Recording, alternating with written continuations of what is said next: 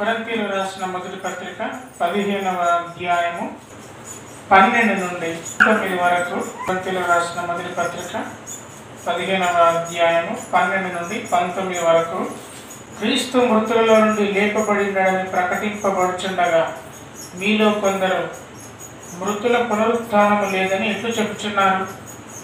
మృతుల పునరుత్థానము లేని ఎడల క్రీస్తు కూడా లేపబడి ఉండలేదు. మరియు క్రీస్తు లేపబడి ఉండని ఎడల మేము చేయు ప్రకటన వ్యర్థమే, మీ విశ్వాసమునకు వ్యర్థమే. మీ విశ్వాసమును వ్యర్థమే. దేవుడు క్రీస్తును లేపనని ఆయనను గూర్చి మేము సాక్ష్యము చెప్పుచున్నాము కదా. మృతులు లేపబడిన ఎడల దేవుడు ఆయనను లేపలేదు గనుక మేము దేవుని విషయమై అబద్ధ సాక్షులముగా అగపడుచున్నాము.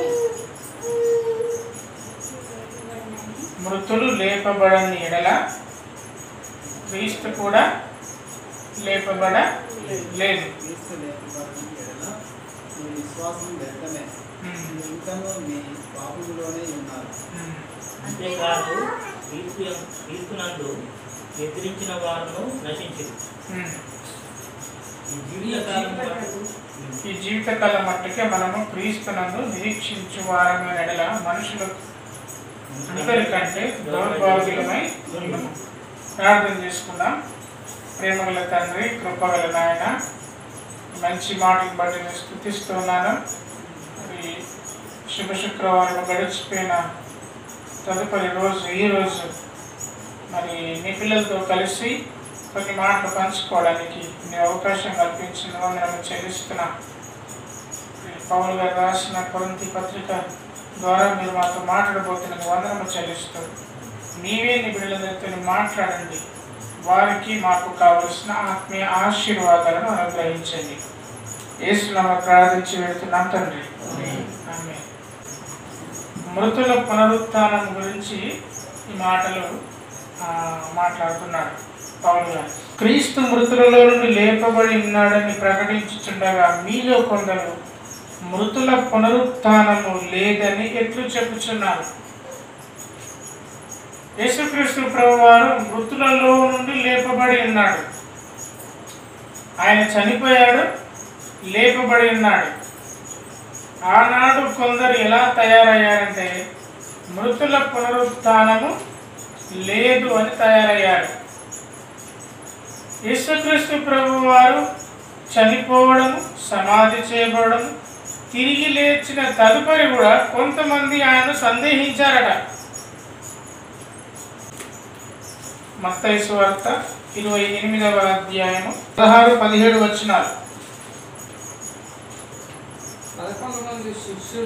11 మంది శిష్యులు యేసు తమకు నిర్ణయించిన గలిలయలోని కొండకు వెళ్ళిరి. వారు ఆయనను చూసి ఆయనకు మొక్కిరి, కానీ కొందరు సందేహించిరి. ఎవరా కొందరు? ఎందుకు సందేహించారు?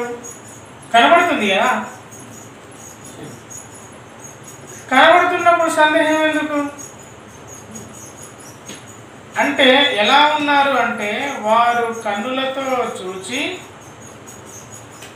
హృదయముతో గ్రహించి వారు తెలుసుకొనకున్నట్లు వారి హృదయము కొవ్వినది. ఆయనను స్వయంగా చూస్తూనే, ఆయనతో మాట్లాడుతూనే, కొండపైకి ఎక్కుతూనే సందేహిస్తున్న ఆనాటి కాలంలో ఇప్పటికీ సందేహము ఒకవేళ మనకు ఉంటే వారికి మనకు పెద్ద తేడా లేదు. సందేహించకూడదు. ఇప్పుడు మనకు సందేహాలు చాలా విషయాల్లో ఉంటాయి, అనేక విషయాల్లో సందేహాలు ఉంటాయి. మన జీవితం మీద కొన్నిసార్లు సందేహము, పనికి మాలిన విషయాలపైన సందేహము. 40 సంవత్సరాలు దాటితే బ్లడ్ టెస్ట్ చేయించుకోవాలి. చేయించుకోకపోతే ఏమన్నా అవుతుందేమో. రక్తంలో కొంచెం గ్లూకోజ్ వెళ్తే సందేహం షుగర్ వస్తుందని. మనదంతా ఎలా ఉంటుంది, ఈ లోకంలో ఉన్న మనుషుల బ్రతుకులు ఎట్లా ఉంటాయంటే అనుమానపు బ్రతుకులు. వారిని వారే నమ్మలేరు. ఆరోగ్యం విషయంలో సందేహమే, ఏమవుతుందో సందేహమే, డౌటే. రేపేమి సంభవిస్తుందో దానికి డౌట్లే, అన్ని డౌట్లే. ఇవన్నీ ప్రతి మనిషి జీవితంలో ఉండే సందేహాలే, అందులో అనుమానం లేదు. ఇక సందేహాలు చెప్పుకుంటూ పోతే ఎన్ని సందేహాలు. ఆ సందేహాలకు కొన్నిసార్లు మనకు మనమే జవాబులు వెతుక్కుంటాం. కొన్ని సందేహాలు చివరి వరకు సందేహాలుగానే మిగిలిపోతాయి. అందులో ఒక సందేహం, వీరికి వచ్చిన సందేహం ఏంటంటే యేసుక్రీస్తు నిజంగానే మృతుల నుండి లేపబడి ఉన్నాడా, చూసేది ఆయననేనా? తోమా ఏమన్నాడు? నేను ఆయనను చూస్తే కానీ నమ్మను అని అంటే సరిపోయేది. కానీ అలా కూడా అనలేదు. ఆయన చేతులలో వేలు పెట్టి ఆయన కాళ్ళలో వేలు పెడితేనే తప్ప నేను ఆయనను నమ్మను. అంటే యేసుక్రీస్తు ప్రభువుకి మేకులు కొట్టబడ్డాయి కాబట్టి చేతుల్లో వేలు పెడితే ఏమవుతుంది? ఆ చేతుల్లో వేలు పెడితే లోపలికి వస్తుంది, లోపల నుండి బయటికి వస్తుంది. అట్లా అయితే నేను నమ్ముతా, కానీ నేను నమ్మ అన్నాడు. లేదయ్యా తోమా, నువ్వు లేనప్పుడు యేసుక్రీస్తు ప్రభు వారు వచ్చారు అంటే నేను నమ్మను అంటే 10 మంది పిచ్చివాళ్ళ, తోమా పిచ్చివాడా? నిజానికి భక్తుల జీవితాల్లో మనం అనకూడదు, కానీ ఆ సందర్భంలో ఆ 10 మంది చెప్పిన వినని తోమ తెలివైన వాడా? ఈ 10 మంది తెలివైన వాడా? ఖచ్చితంగా 10 మంది వివేకం ఉన్న వారిని మనం అనుకోవచ్చు. అయితే అప్పుడు తోమకున్న పెద్ద అనుమానం, వీళ్ళకేమీ తెలియదు, నాకే తెలుసు. వీళ్ళు సరిగా గ్రహించలేకపోయారు, నేను చెప్తుందే సరి అయినది. వీళ్ళు సరిగా చూడలేకపోయారు, నేను చెప్తుందే ఖచ్చితమైనది. నిజానికి ఆయన వేళ్ళ సందుల్లో పెడితే, ఆయన కాళ్ళ సందుల్లో పెడితేనే తప్ప నేను నమ్మను. అపనమ్మకం. యేసుక్రీస్తు ప్రభువారు కొన్నిసార్లు అద్భుతాలు చేసినప్పుడు వారు అన్నమాట, యేసుక్రీస్తు ప్రభువారిని కొన్నిసార్లు కొంతమంది నమ్మకపోతే అల్ప విశ్వాసి అని అన్నాడు. ఇప్పుడు కూడా యేసుక్రీస్తు ప్రభువారు మృతుల నుండి లేపబడి ఉన్నాడు అని స్వయాన పౌలు సాక్ష్యం చెప్తుండే, లేదు యేసుక్రీస్తు ప్రభువారు లేపబడినట్లేదని కొంతమంది ప్రచారం చేస్తున్నారు. వీళ్ళు ప్రచారం చేస్తున్న వాళ్ళు, కానీ స్వయంగా చూసిన వాళ్ళే నమ్మలేదు. స్వయంగా ఆయన చూసిన వాళ్ళు యేసుక్రీస్తు పునరుత్థానుడయ్యాడనే విషయాన్ని నమ్మలేదు. ఇది ఇంకేత విచిత్రం. దేవుని పిల్లలముగా మనం ఉన్నప్పుడు మృతుల పునరుత్థానము లేదని మరి ఎట్లా చెప్తున్నారు? మృతుల పునరుత్థానము లేనిడల క్రీస్తు కూడా లేపబడి ఉండలేదు. ఒకవేళ క్రీస్తు లేపబడితే మృతులందరూ లేస్తారు. ఒకవేళ క్రీస్తు లేపబడకపోతే మృతులుగానే ఉంటారు. మనమందరం నమ్మేది యేసుక్రీస్తు ప్రభువారు తిరిగి లేచారు. ఆయన తిరిగి లేవడముతోనే రక్షణ కార్యం సంపూర్ణమైంది. ఆయన ఒకవేళ చనిపోయి లేపబడకపోతే రక్షణ కార్యం పూర్తయ్యేది కాదు. రక్షణ ఏంటి? ఆ రక్షణ కార్యం ఏంటి? ఇదే 1 కొరింథీ పత్రిక 15వ అధ్యాయము 3వ వచనము. నాకు ఇయ్యబడిన ఉపదేశమును మొదట మీకు అప్పగించితిని, అదేమనగా లేఖనముల ప్రకారము క్రీస్తు మన పాప నిమిత్తం మృతి పొందెను, సమాధి చేయబడెను. ఇంతవరకే అయ్యేది రక్షణ కార్యం. కానీ దానికి కంటిన్యూగా ఏముందంటే లేఖనముల ప్రకారము 3వ దినమున లేపబడెను. లేఖనముల ప్రకారమే ఆయన చనిపోయాడు, లేఖనముల ప్రకారమే ఆయన లేపబడ్డాడు. ఆయన కేపాకు 12 మందికి కనబడ్డాడు. అటువలే 500కు ఎక్కువైన సహోదరులకు ఒక్కసారి కనబడ్డాడు. మీలో అనేకులు ఇప్పటి వరకు నిలిచి ఉన్నారు, కొందరు చనిపోయారు, కానీ చాలా మంది ఉన్నా కూడా చాలా మంది ఉన్నారు. చూసిన వాళ్ళు ఉన్నా కూడా చాలా మంది చూసిన వాళ్ళు చెప్తున్నారు, సాక్ష్యం చెప్తున్నారు యేసుక్రీస్తు ప్రభువారు తిరిగి లేచాడని. కానీ వీరేమంటున్నారంటే, కొంతమంది ఏమంటున్నారంటే మృతుల పునరుత్థానము లేదని చెప్తున్నారు. వారికి ఎందుకు ఆ సందేహం వచ్చింది? తోమకి ఎందుకు ఆ సందేహం వచ్చింది? ఒకవేళ మనకేమైనా సందేహం వస్తుందా? ఒకవేళ క్రీస్తు లేపబడి ఇందని ఎడల మేము చేయు ప్రకటన వ్యర్థమే, మీ విశ్వాసమును వ్యర్థమే. కొరింథీయులకు రాసిన మొదటి పత్రిక 15వ అధ్యాయము 14వ వచనంలో చెప్తున్నాడు, క్రీస్తు లేపబడకపోతే మేము చేయు ప్రకటన వ్యర్థము, మీ విశ్వాసము వ్యర్థము, మన విశ్వాసము వ్యర్థము. క్రీస్తు లేపబడితేనే మనము విశ్వాసులము. క్రీస్తు లేపబడడం వలన మనము విశ్వాసాన్ని పొందుకున్నాము. ఒకవేళ క్రీస్తు లేపబడకపోతే మీ విశ్వాసము వ్యర్థమే, మా ప్రకటన వ్యర్థమే. వీళ్ళు ఏమని ప్రకటన చేస్తున్నారు? లేఖనముల నిమిత్తం యేసుక్రీస్తు ప్రభువారు చనిపోయారు, లేఖనముల నిమిత్తమే తిరిగి లేచాడు. ఆయన తిరిగి లేచాడు కాబట్టి మృతుల పునరుత్థానము కూడా ఉంటుంది. ఒకవేళ ఆయన తిరిగి లేపబడకపోతే మృతుల పునరుత్థానము లేదు. ఆయన లేచాడు కాబట్టి ఖచ్చితంగా మృతులైన వారు కూడా తప్పకుండా లేస్తారు. దేవుడు 15వ వచనంలో దేవుడు క్రీస్తును లేపినని ఆయనను గురించి మేము సాక్ష్యం చెప్పి ఉన్నాము కదా. మృతులు లేపబడని ఎడల దేవుడు ఆయనను లేపలేదు కనుక మేమును దేవుని విషయమే అబద్ధ సాక్షులుగా అగుపడుచున్నాం. ఒకవేళ యేసుక్రీస్తు ప్రభువారిని దేవుడు కనుక లేపకపోతే మేము అబద్ధ సాక్షులం. పౌలు అబద్ధ సాక్షి. ఎందుకంటే పౌలు యేసుక్రీస్తును స్వయంగా చూసినవాడు దర్శనం ద్వారా. కానీ స్వయంగా ఆయనతో 3.5 సంవత్సరాలు సహవాసం చేసిన వాళ్ళు కూడా ఉన్నారు. పౌలు ఉన్నప్పుడే పేతురు కూడా ఉన్నాడు కదా. పేతురుతో 3.5 సంవత్సరాలు సహవాసం చేశాడు కదా. పేతురుతో పాటు అనేక మంది ఉన్నారు. 500 మందికి ఒకేసారి కనిపించాడు యేసుక్రీస్తు ప్రభువారు. ఒకేసారి కనిపించాడు. అయినా సందేహిస్తే ఎలా? యేసుక్రీస్తు ప్రభువారు శుక్రవారం దినమున నికోదేము మరియు అరిమత్తయి యోసేపు వారు ఇరువురు కలిసి మరి సమాధి చేసి మరి వచ్చినట్టుగా మనం చూస్తున్నాం. శనివారం విశ్రాంతి దినం కాబట్టి ఆ సమాధి దగ్గరికి ఎవరు వెళ్ళరు. ఎందుకంటే యూదుల యొక్క ఆచారం ఏంటంటే విశ్రాంతి దినమున ఏ పని చేయకూడదు. యేసుక్రీస్తు ప్రభువారు కూడా విశ్రాంతిలో ఉంటారు. విశ్రాంతి దినం కాబట్టి యేసుక్రీస్తు ప్రభువారు సమాధిలో విశ్రాంతిలో ఉంటాడు. అయితే ఆయన ఆదివారం లేపబడ్డాడు. మృతులు లేపబడని ఎడల దేవుడు ఆయనను లేపలేదు కనుక మేమును దేవుని విషయమై అబద్ధ సాక్షులుగా అగపడుచున్నాము. దేవుడి యొక్క సాక్ష్యము అబద్ధమవుతుందా?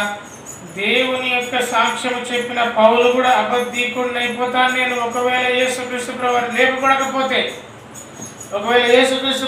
లేపబడకపోతే మృతులు కూడా లేవలేరు. మృతులే లేవకపోతే మృతులుగానే ఉండిపోతారా? అది కుదరదు కదా. మృతుల పునరుత్థానం తప్పకుండా ఉంటుంది కదా. మరి మీరెలా సందేహిస్తున్నారు? సందేహం అన్నారు కదా. చూసి సందేహించిన వాళ్ళు ఉన్నారు, విని సందేహిస్తున్న వాళ్ళు ఉన్నారు. 2 రకాల కేటగిరీ.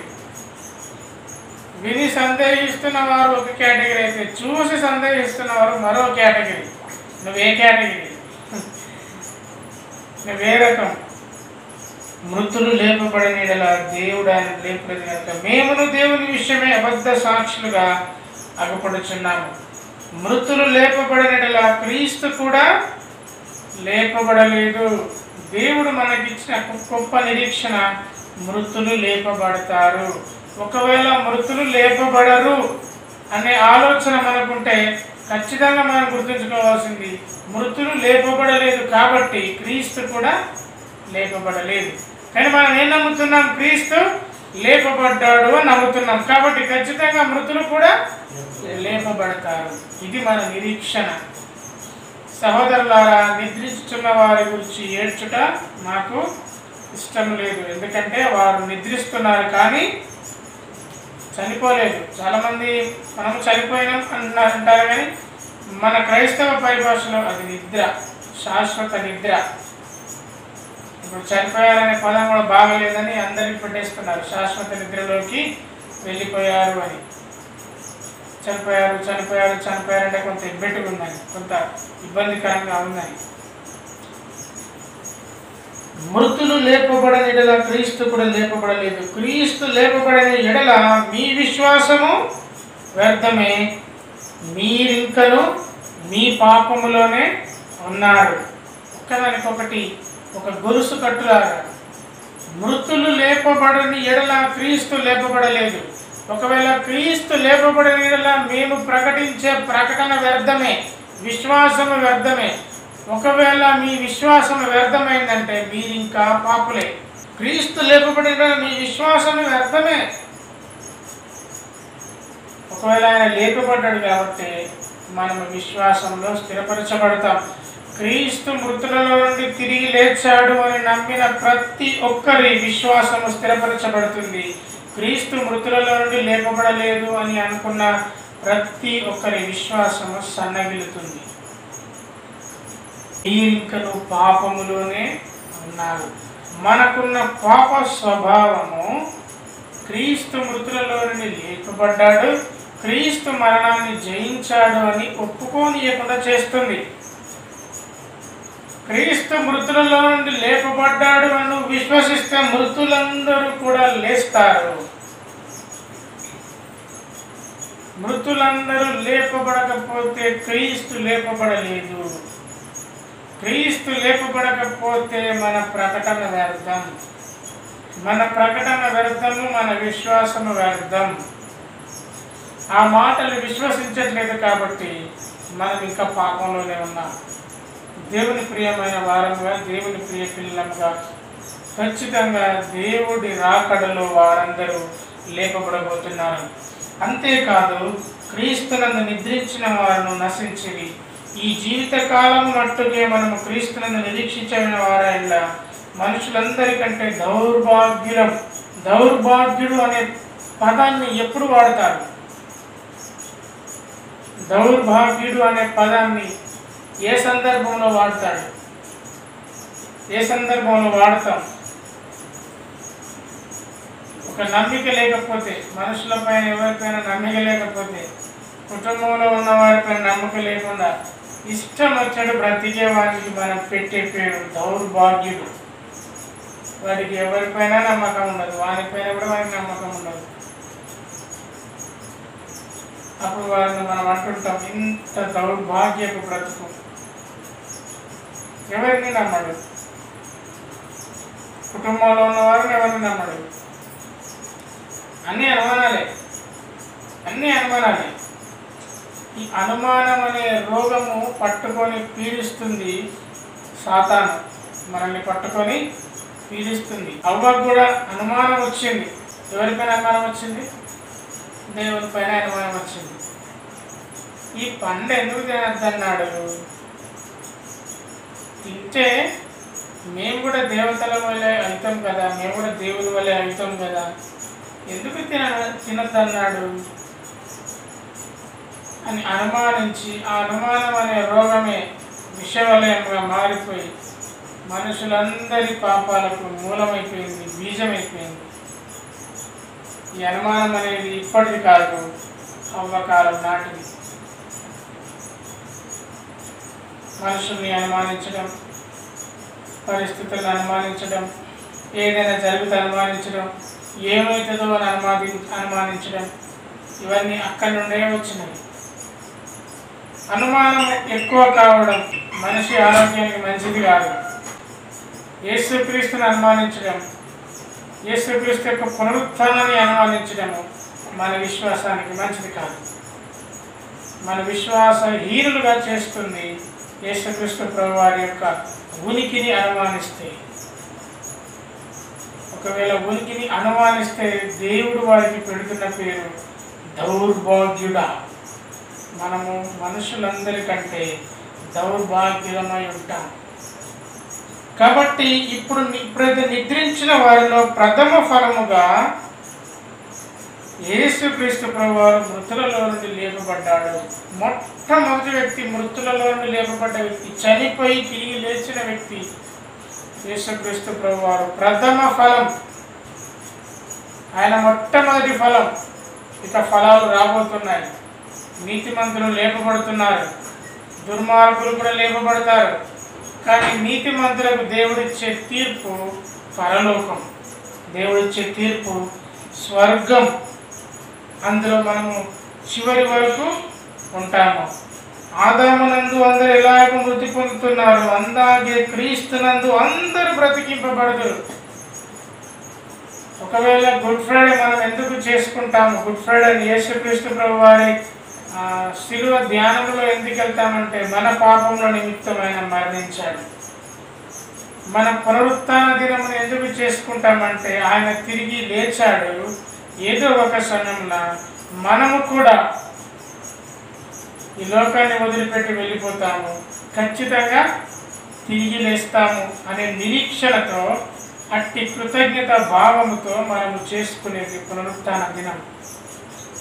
ఆ పునరుత్థాన దినమునకు అలాగే గుడ్ ఫ్రైడేకి మధ్యలో ఉన్న ఈ దినమున దేవుడు మనకున్న సందేహాలన్నీ తొలగించడానికి ఈ కోరికను వాడుకుంటున్నాడు. మనకేమి సందేహం లేదు.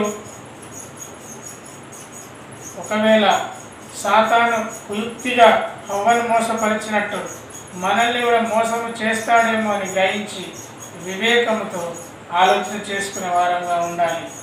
క్రీస్తు మొదటివాడు బ్రతికించబడ్డ వాళ్ళు, ఆ తర్వాత చివరి వారంగా మనమందరం కూడా బ్రతికించబడతాము.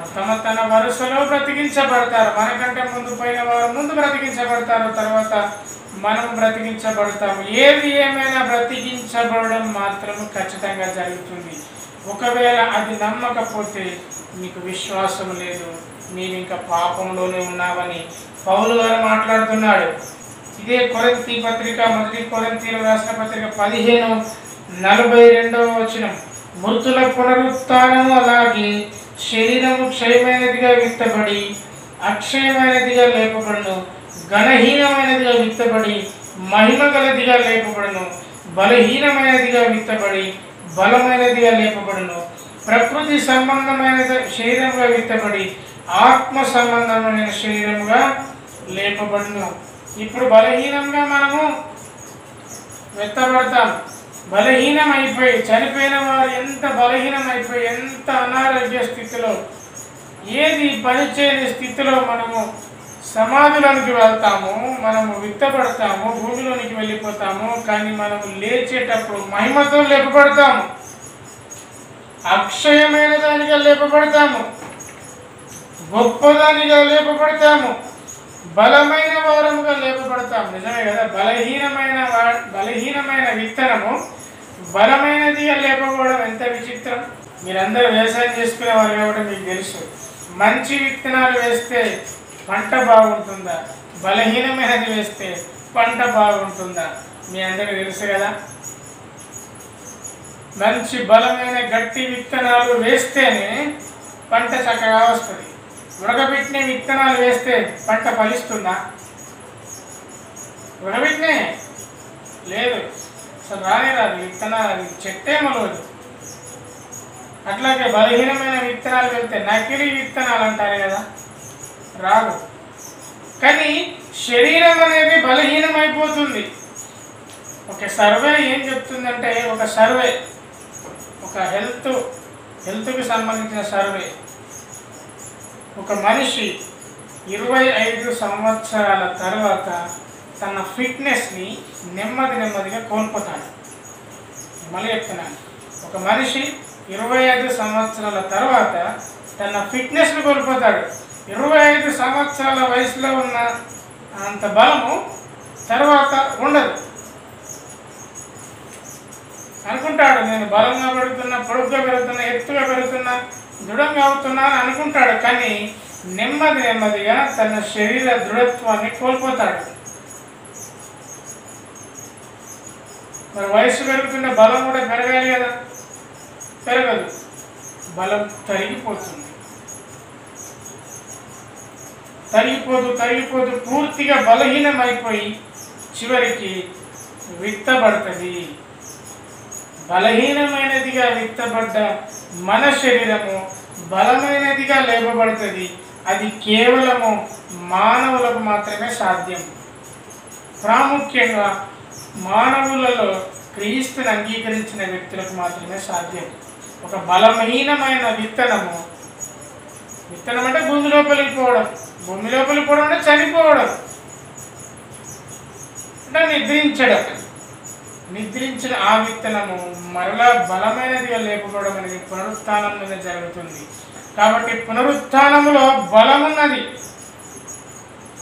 రెండవదిగా పునరుత్థానములో మహిమ ఉంది. వాళ్ళు మహిమ శరీరములతో లేపబడతారు. ఎలా ఉంటుంది మహిమ శరీరం?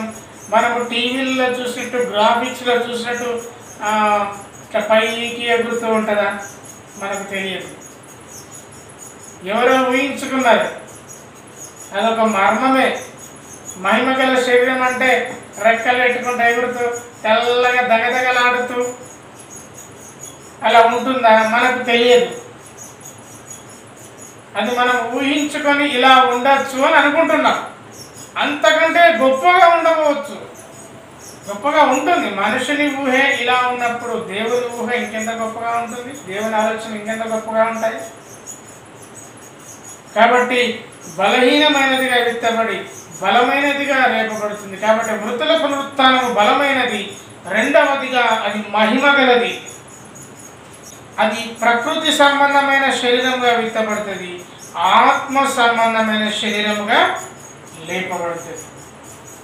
మనం అప్పుడు ప్రకృతి సంబంధమైన మనుషులుగా భూమిలోనికి వెళ్ళిపోతాం, సమాధిలోనికి వెళ్ళిపోతాం. ఆత్మ సంబంధమైన మనుషులుగా మనం లేపబడతాం. యేసుక్రీస్తు ప్రభువారు ఆత్మ సంబంధమైన మనిషిగా లేపబడ్డాడు, ఆత్మ సంబంధమైన వ్యక్తిగా లేపబడ్డాడు. ఆయన లేపబడ్డప్పుడు ఆయనకు శరీరం ఉంది, ప్రాణం ఉన్నది, ఆత్మ ఉంది, రక్తం ఉంది. ఎలా సమాధిలోనికి వెళ్ళాడో అలానే సమాధిలోని బయటికి వచ్చేసాడు. ఇది మనము నమ్మినప్పుడు మన విశ్వాసం స్థిరపరచబడుతుంది. ఇది మనము నమ్మినప్పుడు, మనము మహిమగల శరీరములతో లేపబడతామని నమ్మినప్పుడు మన విశ్వాసం స్థిరపరచబడుతుంది. ఇది నమ్మకపోతే, ఈ సంగతి నమ్మకపోతే, మృతుల పునరుత్థానమును విశ్వసించకపోతే మనము బలహీనమైన వారంగా అయిపోతాము. అలాగే చాలా కష్టమైన పదము దౌర్భాగ్యులముగా అయిపోతాం. మనము దౌర్భాగ్యము కానే కాదు, మనం దేవుని పిల్లలము, దేవుని రాజ్యమునకు వారసులము. దేవుని రాజ్యమునకు వారసులని దేవుని వాక్యం చెప్తుంది. కాబట్టి మృతుల పునరుత్థానము ఖచ్చితంగా జరుగుతుంది. ఎందుకంటే యేసుక్రీస్తు ప్రభువారు పునరుత్థానుడయ్యాడు. ఎందుకంటే ఈ విషయం గురించి ఆలోచన చేస్తుంటే పౌలు అంటున్నాడు, 1 కొరింథీ పత్రిక 15వ అధ్యాయము 34వ వచనంలో, నీతి ప్రవర్తన గలవారే మేలుకొని పాపము చేయకుని దేవుని గూర్చిన జ్ఞానము కొందరికి లేదు. అందరికి కాదు, కొందరికి లేదు. కొందరికి లేదు కాబట్టి ఆ కొందరు విశ్వసిస్తలేరు, కొందరు నమ్మట్లేరు, కొందరు ఇది ఎలా జరుగుతుందని అనుకుంటున్నారు.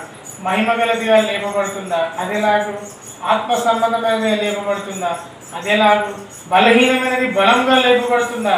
అదేలాగు అని సందేహిస్తున్నారు. కానీ దేవుని వాక్యం చెప్తుంది ఇది జరుగుతుంది అని. పౌలు చెప్తున్నాడు ఇది జరుగుతుందని. 1 కొరింథీ పత్రిక 15వ అధ్యాయము 53వ వచనం, క్షయమైన ఈ శరీరము అక్షయతను ధరించుకొనవలసి ఉంది, మర్త్యమైన ఈ శరీరము అమర్త్యతను ధరించుకొనవలసి ఉంది. ఈ క్షయమైనది అక్షయతను ధరించుకున్నప్పుడు, ఈ మర్త్యమైనది అమర్త్యతను ధరించుకున్నప్పుడు విజయమందు మరణము మృంగివేయబడిన వాక్యం నెరవేరును. ఓ మరణమా నీ విజయం ఎక్కడ? ఓ మరణమా నీ ముల్లెక్కడ? అప్పుడు మనం అంటాం, ఓ మరణమా నీ విజయం ఎక్కడ? మనిషికి దేనంటే ఎక్కువ భయం? ఏదంటే భయం ఎక్కువ భయం? చావు అంటే ఎక్కువ భయం. ఎందుకు అంటే సమాధానం ఉన్నదా? చనిపోవడం అంటే ఇప్పుడు పాములకు భయపడతాను అంటే అది మళ్ళీ కలుస్తాయని. కొంతమంది బల్లకు భయపడతారు, కొంతమంది చీకటికి భయపడతారు, కొంతమంది నీటికి భయపడతారు, కొంతమంది లైట్కి భయపడతారు. మరి చావు అంటే ఎందుకు భయం? ఎందుకో తెలియదు కానీ భయం. ఎప్పుడైనా ఆలోచించారా నాకు చావు అంటే ఎందుకు భయం అని? భయం అంతే. కానీ ఎప్పుడైతే మనం ఎప్పుడైతే పునరుత్థానం అవుతామో, యేసుక్రీస్తు పునరుత్థానం కావడం వల్ల విజయమందు మరణము మృంగివేయబడెను. అంటే మృంగేశాడు, మరణాన్ని మృంగేశాడు. మృంగేయడం అంటే మీకు తెలుసు కదా, ఒక కప్ప కనుక ఒక పురుగుని ఏ విధంగా మింగేస్తుందో స్వయంగా మనమే తీసుకుందాం. మనం కదా భోజనాన్ని ఏ విధంగా మింగేస్తాము. ఇక మింగేస్తే కనబడుతుంది, అది కనబడదు, లోపలికి వెళ్ళిపోతుంది. యేసుక్రీస్తు ప్రభువారు మరణాన్ని మింగేశారు. ఓ మరణమా నీ విజయం ఎక్కడ? మనుషులందరినీ జయిస్తుంది మరణం.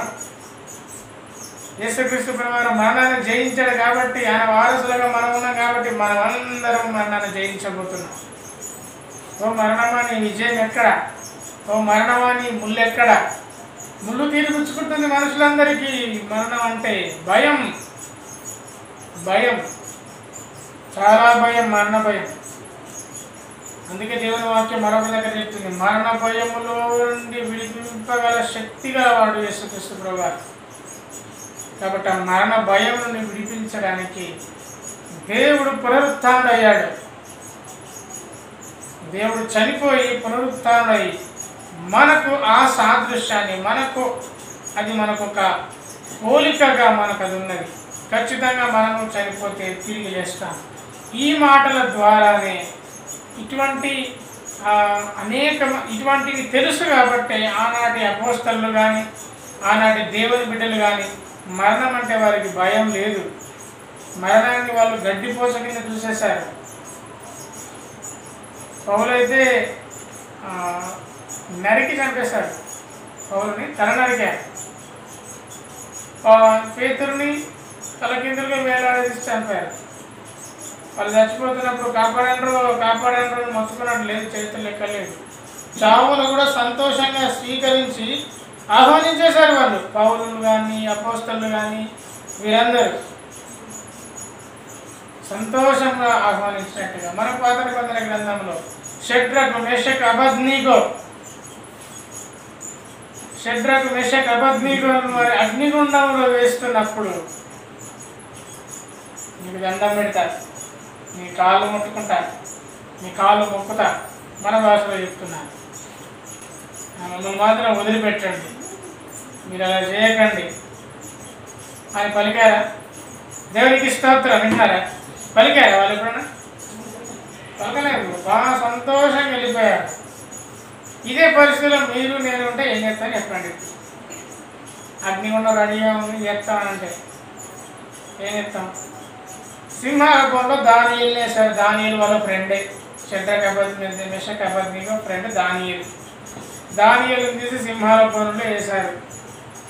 ఈ సింహాలకంలో మనం పడిపోతాం, ఇంకొక నిమిషంలో పడిపోతాం. ఏం చెప్తాం చెప్పు. అప్పటిదాకా ధైర్యం ఉన్నాడైనా కానీ ఎగిరిపోతుంది ధైర్యం, గాలికి ఎగిరిపోయి దండం పెడతా, కాళ్ళు మొక్కుతా, ఒక్క నిమిషం నీకు దొడ్డు సాగం చేస్తా. భయపడలేదు వారు. సింహాల బోన్లకు ఎందుకు భయపడలేదు? అగ్నిగుండాలకు ఎందుకు భయపడలేదు? ఎందుకంటే వారికి తెలుసు, మేము చచ్చిపోము, ఒకవేళ చచ్చిపోయినా కానీ మరలా తిరిగి లేస్తాం. ఎందుకు మనుషులకు చావంటే భయమో ఎవరికీ అర్థం కాదు. ఖచ్చితంగా చావు వస్తానని అందరికీ తెలుసు, ఖచ్చితంగా చచ్చిపోతామని అందరికీ తెలుసు.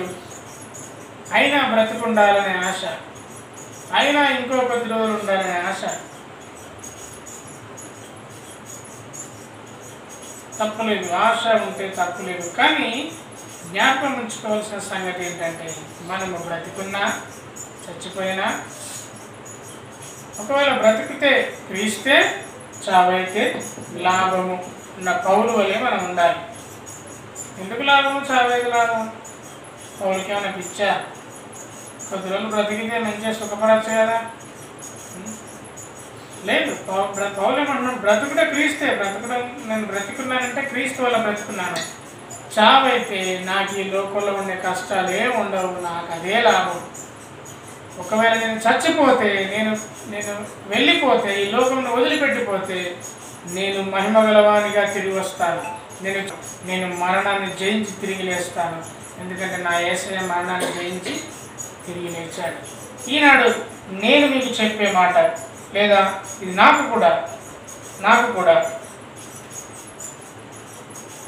కూడా నేను చెప్పే మాట, మీతో పాటు నాతో కూడా నేను చెప్పే మాట, మరణాన్ని జయించిన యేసయ్య నమ్ముకున్నాం కాబట్టి మనకు మరణ భయం అనేది ఉండడానికి వీలు లేదు. ఒకవేళ మరణ భయం ఉంటే నీ విశ్వాసాన్ని సరిచేసుకోవాల్సిన సమయం రానే వచ్చింది. అందుకే పౌలు అంటున్నాడు, మన ప్రభు అయిన యేసుక్రీస్తు మూలముగా మనకు జయము అనుగ్రహించుతున్న దేవునికి స్తోత్రము కలుగును గాక. దేనికి జయము? ఎందులో విజయము? ఎందుకు విజయము? దేనికి విజయము? మరణంపై విజయం. మరణం నుండి జీవములోనికి మనం వెళ్ళిపోతున్నాం. ఒకవేళ రేపే నీ మరణం సంభవించబోతుందా తెలియదు కదా. ఈరోజు ఇలా ఉన్నాము, రేపు ఎక్కడ ఉంటామో, రేపు బ్రతుకుంటామో లేదో మనకు తెలియదు కదా. చాలా గొప్ప గొప్ప వాళ్ళు వైద్యము తీసుకునేంత, ఎంతైనా ఖర్చు పెట్టుకునేంత సామర్థ్యం ఉన్న వాళ్ళు కూడా చూస్తూ మాట్లాడుతూ చనిపోయారు. నేను ఒకసారి చెప్పాను, మా బావ, మా పెద్దమ్మ వాళ్ళ అల్లుడు, మా అమ్మ వాళ్ళ అక్క వాళ్ళ అల్లుడు, సింగరేణి ఉద్యోగస్తుడు, ఆరోగ్యం బాగాలేదని హాస్పిటల్కి వెళ్ళి డాక్టర్తో మాట్లాడుతూ చూపించుకుని చనిపోయాడు. ఏమైందంటే నవ్వుతూ ఒక్కసారిగా కింద పడ్డాడు. హాస్పిటల్లో ఉంటూ సిపిఆర్లు ఎన్ని చేసినా బ్రతకలే. ఇలా చెప్పుకుంటే ఎంతమందో. అయితే రేపేమి సంభవిస్తుందో తెలియదు కాబట్టి ఈ సమయం ఉండగానే దేవునికి మనం మొరపెడదాం. దేవుని రాజ్యములకు మన వారసులం. మనకు మరణ భయం లేదు, రేపటి గురించిన బాధ అంతకంటే లేదు. దేవుడి మాట దీవించును గాక. ఆమేన్. అందరం తల వంచుకొని దేవుణ్ణి స్తుతిద్దాం. దేవుణ్ణి ఏమని స్తుతించాలంటే, నాకు మరణ భయం లేకుండా చేసినందుకు వందనాలు, నేను మరణాన్ని జయించబోతున్నందుకు నీవు నాకు సహాయం చేస్తున్నందుకు వందనాలు, నాకు ఇక చావు కంటే భయం లేదు, నాకు అట్టి కృపనిస్తున్నందుకు వందనాలు అని మనం దేవుణ్ణి స్తుతిస్తే తప్పకుండా దేవుడు మన ఆరాధన అంగీకరించి, ఆనాడు అపోస్తలులు, ఆనాడు దేవుని పిల్లలు మరి ఏదైతే పొందుకున్నారో, మరణం నుండి విజయాన్ని ఏ విధంగా పొందుకున్నారో అట్టి కృప, అట్టి దీవెనలు దేవుడు మనకు అనుగ్రహిస్తాడు. కాబట్టి ఆ విధంగా మనం దేవుణ్ణి స్తుతిద్దాం. అందరూ తల వంచుకొని, మరణము గెలిచిన నా ప్రభువా, మరువలేను నీ ప్రేమను. మరణము గెలిచిన నా ప్రభువా, మరువని వాడవని, నన్ను విడువని వాడవని, మరువని వాడవని, నన్ను విడువని వాడవని. అందుకే